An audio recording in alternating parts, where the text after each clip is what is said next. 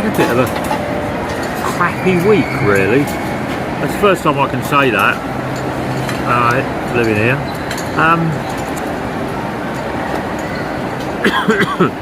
I'm back in the bank again. My pension was to be paid on the 18th, which was Thursday last week, or this week, because today's the 20th. So I went down to the bank, like you do, because my stuff's online. So online turned round and said the tracking, payment has been paid, payment's received. So went down to my bank just to make sure how much money I've got for the next 4 weeks so I can actually do my budget. Got to the bank, yeah, no money.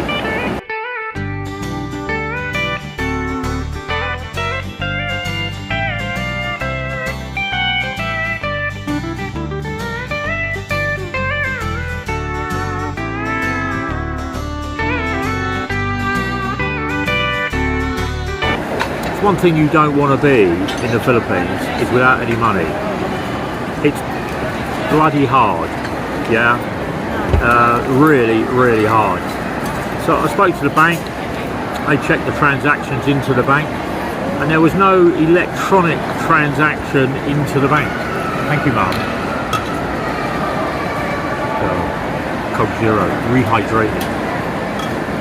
There was no transaction from the UK into the Philippines, and even though the online tracker says the money has been deposited, it hadn't, or it had.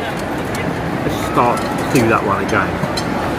So there's nothing my bank here could do, which meant I needed to wait until after 5 or 6 o'clock in the UK to talk to somebody other than an AI robot. Now, I don't do AI online because when you want to ask them a question, they have an automated response, i.e., we have sent your money, we cannot help you, It's a bit like Lost in Space, it's a bit like Star Trek, it's all gobbledygook. When you want to turn around and get an answer in a conversation, you can talk to somebody, they'll give you a reply, you can then ask a question.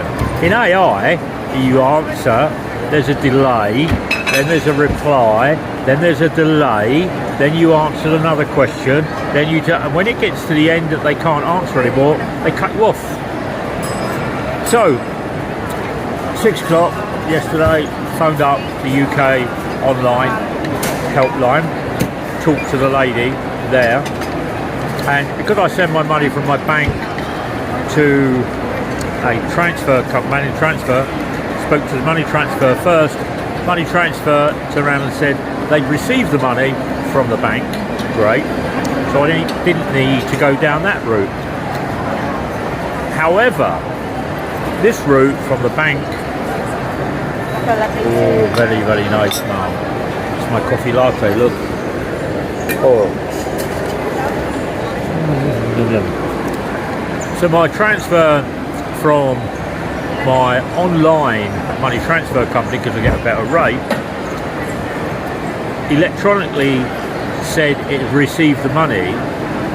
However, theoretically they hadn't. So let's turn around and work this one out.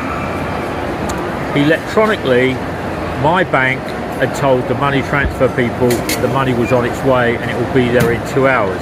My bank then turned around and took that information via AI electronically, started processing it, and within 3 hours sent it on to my Philippine bank.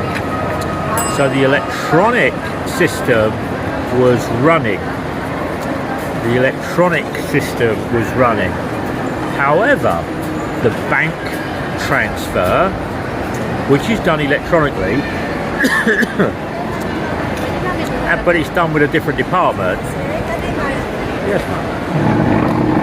And done electronically, had processed through their system the money, but hadn't turned round and electronically authorised it. So I said, well, I thought it was all electronic. And I said to the woman, she goes, it is all electronic, however, the bank has not authorised the electronic transfer, which meant I did have to go back to my UK bank, not my transfer bank. So if I was sending this manually, I would go and deposit the money, then they would turn around and say received, then they would turn around and send it on.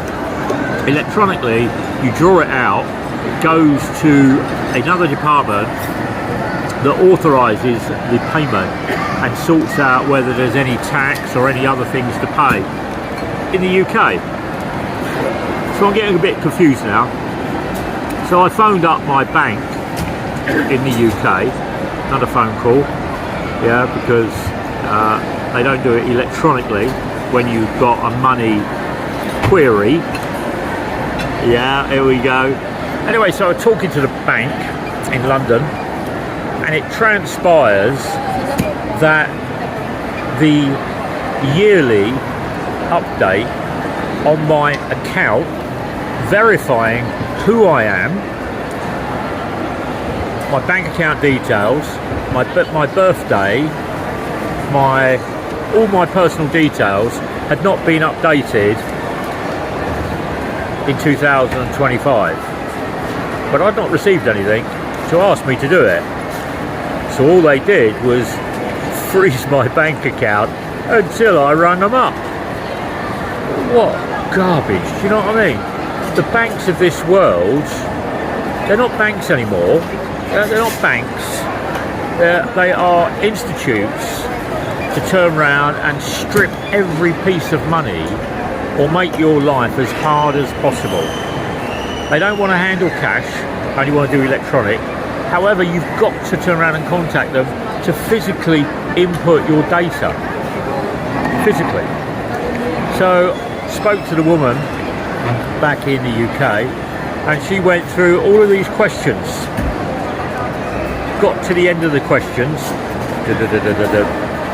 I then had to turn around and send a picture of my passport and a verification of my address in the UK and here.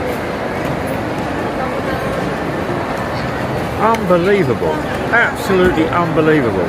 Anyway, 2.5 hours later, they unfroze my account and let me go start making payments.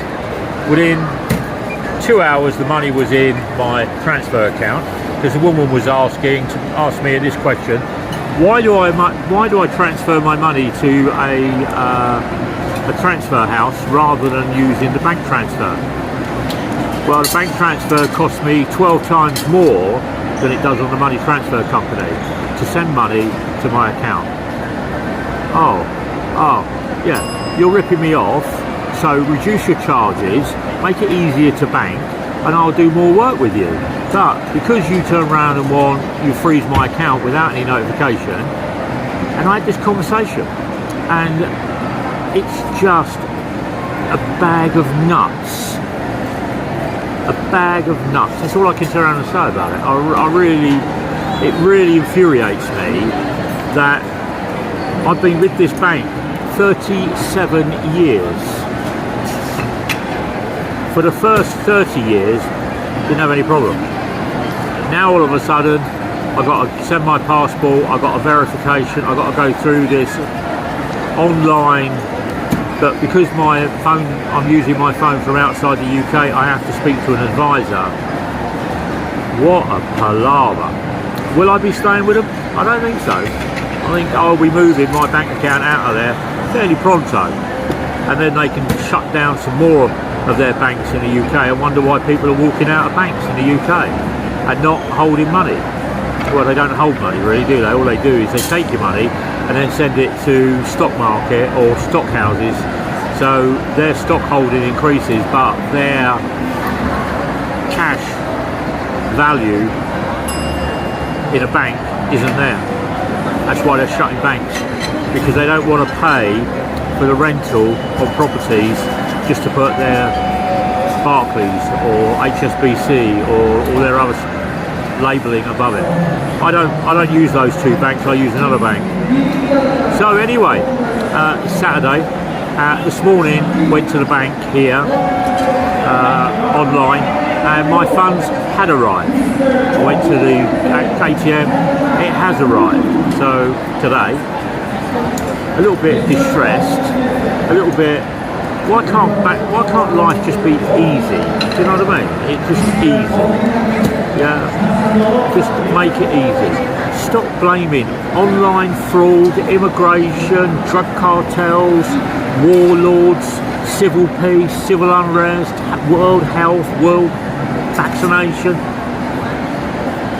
Just make banking easier. Yeah, not harder. But anyway, I'm going to enjoy my coffee, I'm going to enjoy my Coke Zero. I'm waiting for some chicken. The noise you can hear is the oven here. The chef is cooking his food. So I think he's doing Annie's buttered chicken. Annie's going to school on Monday. I think it's a really, really good thing that she's been asked to do. She thinks it's a really bad thing to do. So Annie's got to stand up in front of her class, her peer group, because they've all voted for Annie to do this, and she'll earn extra credits, and she's got to answer questions from a panel of teachers regarding her course, her accountancy, CPA, and Annie is absolutely dreading it. I feel sorry for her, because I know what it's like to stand up in front of your peer group of 50 people plus teachers, and the teachers are going to ask you questions about CPA and you're going to answer the questions. However, she will get more credit, but she's at home at the moment. I've got to go home this afternoon and I've got to sit down with her and act out that I'm one of the teachers asking her questions, so that she can get used to it in her mindset. But really, really stressed. I think it's great. Annie doesn't. All the best to Annie. It's Monday. Anyway, let's enjoy my Coke. I think she'll do really, really well.